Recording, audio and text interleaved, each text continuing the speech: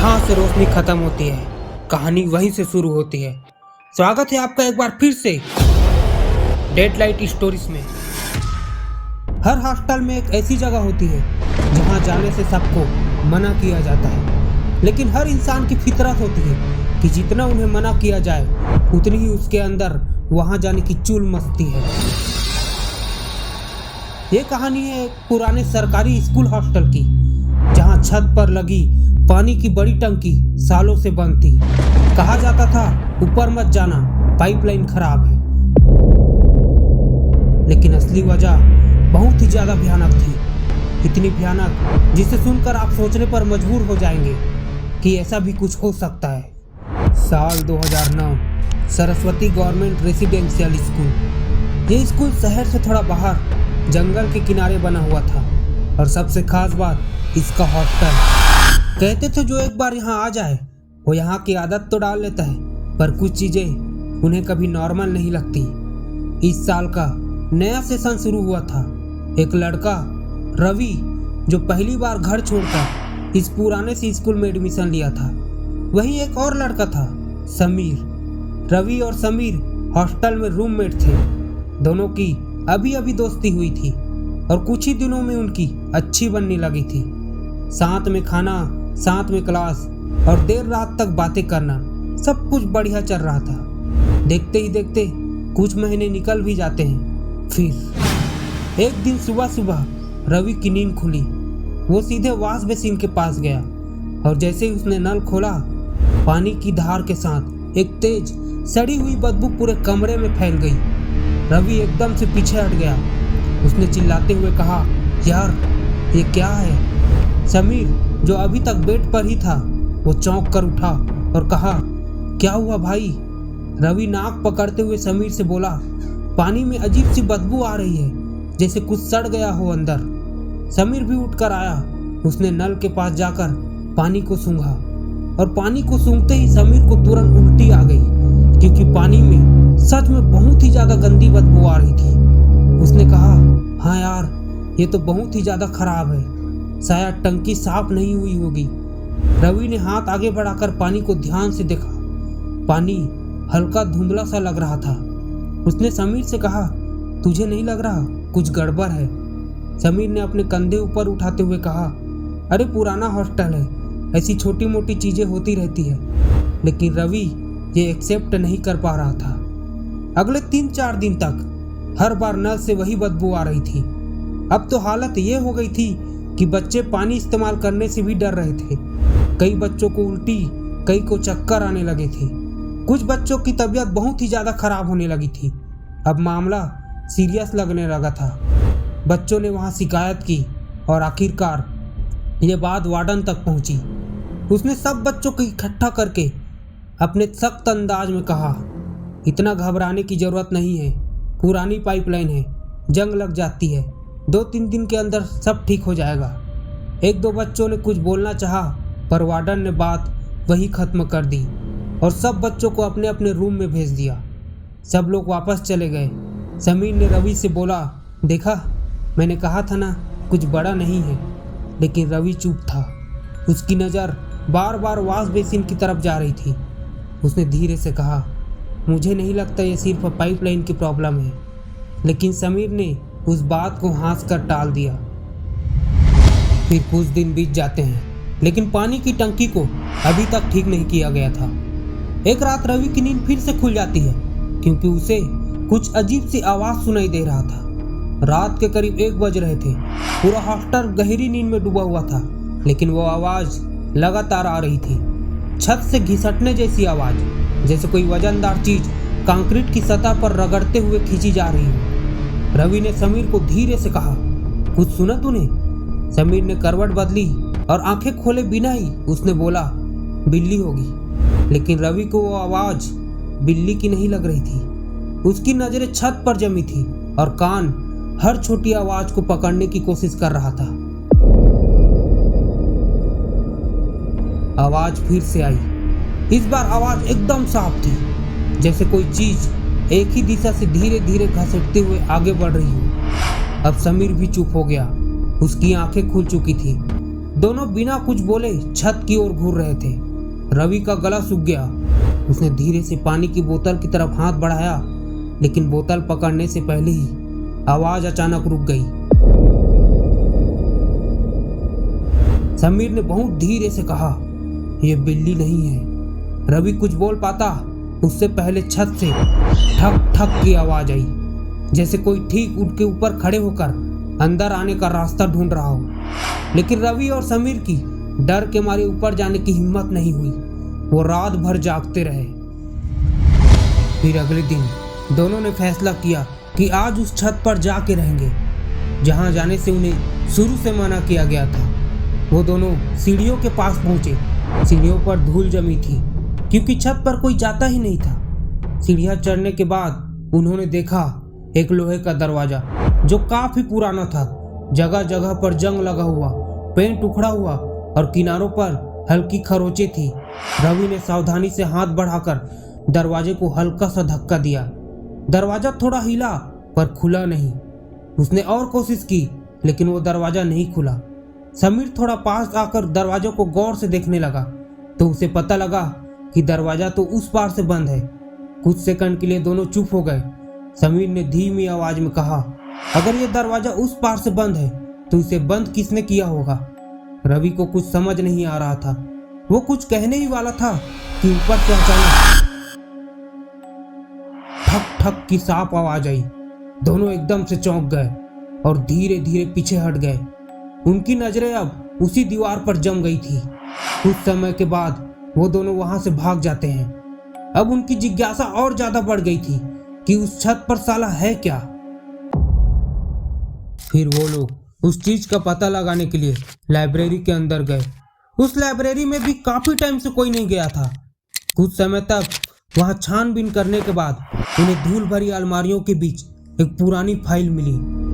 उस फाइल के कागज पीले पड़ चुके थे, किनारे मुड़े हुए थे, जैसे किसी ने सालों से उन्हें नहीं छुआ हो।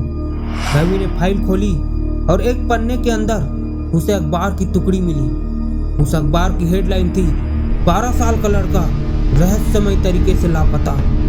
रवि ने आगे पढ़ना शुरू किया तो उसे पता चला कि 1 साल पहले उसी हॉस्टल में रहने वाला एक बच्चा जिसका नाम था रोशन, वो अचानक कहीं गायब हो गया था। गवाहों के मुताबिक आखिरी बार उसे उसी हॉस्टल की छत पर देखा गया था। उसके बाद वो कहीं नहीं मिला। उस अखबार को पढ़कर दोनों के बीच सन्नाटा सा छा गया। रवि ने पन्ना पलटा। नीचे छोटे अक्षरों में लिखा था, कोई ठोस सुराग न मिलने के कारण उस केस को बंद कर दिया गया। पुलिस का मानना था कि वो बच्चा हॉस्टल से कहीं दूर भाग गया होगा। समीर ने हल्की हंसी के साथ कहा, हाँ अक्सर ऐसा ही होता है, बच्चे यहाँ से भाग जाते हैं। लेकिन रवि चुप रहा।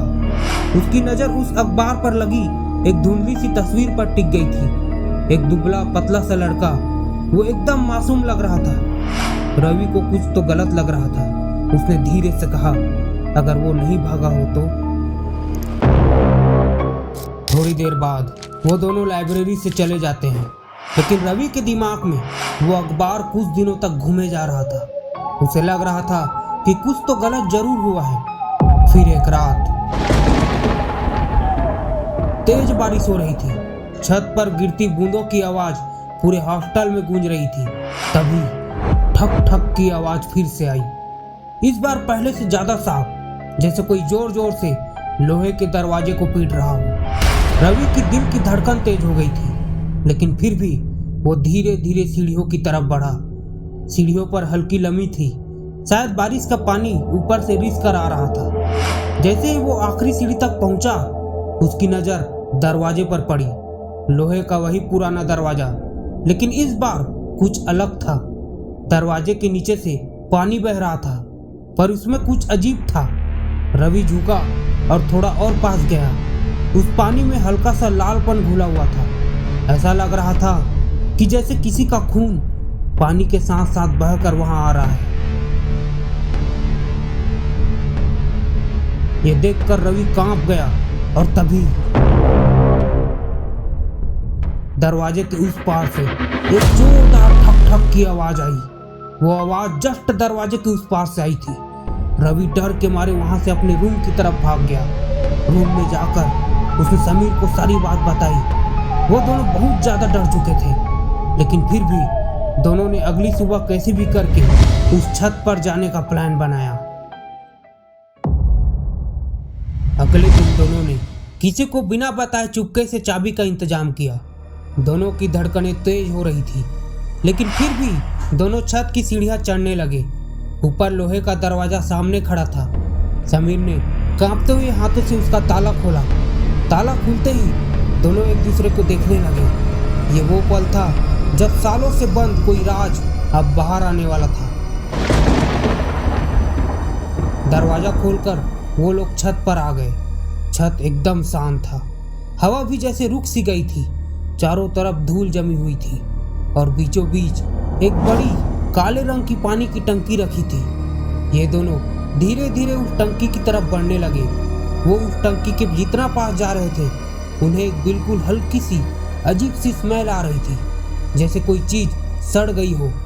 खैर, वो टंकी के पास पहुंचते हैं। इस पल में दोनों बहुत ही ज्यादा घबराए हुए थे। रवि ने कांपते हुए हाथ से उस टंकी के ढक्कन को थोड़ा सा सरकाया। टंकी के अंदर से बहुत ही ज्यादा गंदी बदबू आ रही थी। उसने अपना नाक बंद किया और अंदर की तरफ झांकने लगा, और जो भयानक नजारा उसने देखा, उसे देखकर रवि के पसीने छूट गए और वो पीछे की ओर लड़खड़ाकर जमीन पर गिर गया। समीर भी घबरा गया। उसने रवि से पूछा, क्या हुआ भाई, अंदर क्या है? रवि कुछ बोल नहीं पा रहा था। उसकी आवाज जैसे गले में ही अटक गई थी। काफी कोशिश के बाद टूटी हुई आवाज में उसने बोला, वो अंदर हड्डियां हैं।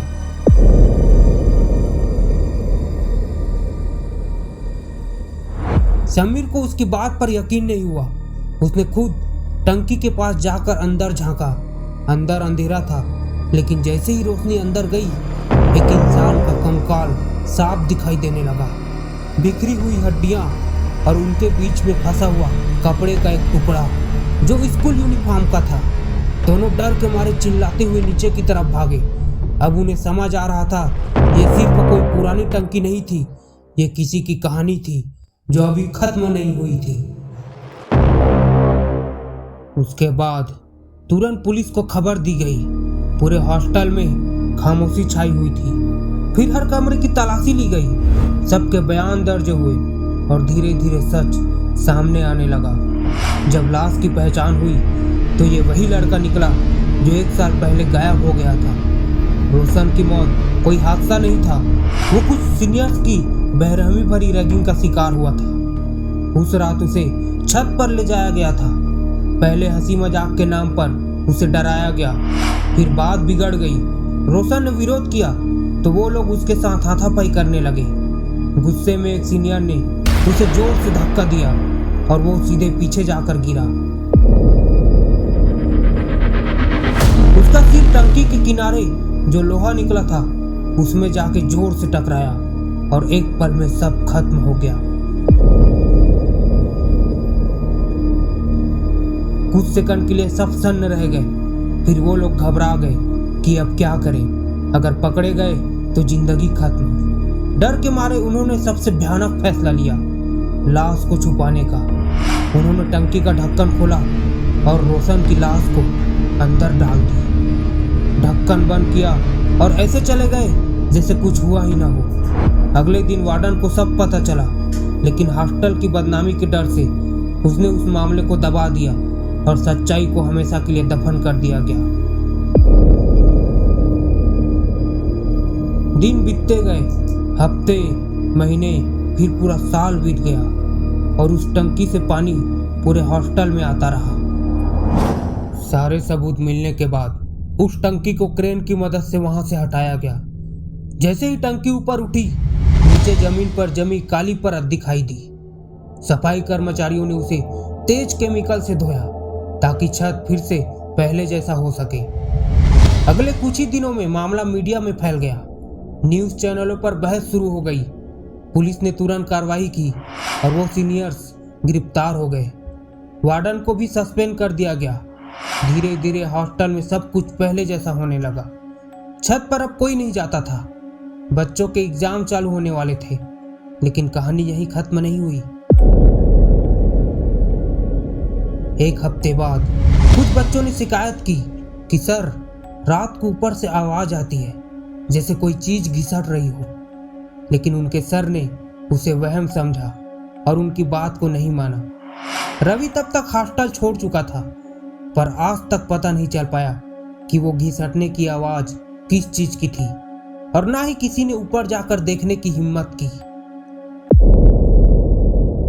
क्योंकि हर डर चिखता नहीं, कुछ डर चुपचाप इंतजार करते हैं, और हर कहानी में भूत नहीं होते। कभी कभी इंसानों के किए हुए काम ही सबसे बड़े खौफ बन जाते हैं। और अगर आप हॉस्टल में रहते हो और आपके भी पानी में अजीब सी गंध आए या रात के सन्नाटे में कुछ अनसुनी आवाजें सुनाई दे, तो उसे नज़रअंदाज मत कीजिएगा, क्योंकि हो सकता है वो सिर्फ गंदा पानी नहीं, किसी के छुपे हुए सच की आखिरी निशानी हो। और याद रखना, कुछ राज नीचे ही नहीं दबे होते, वो ऊपर से आपको देख रहे होते हैं।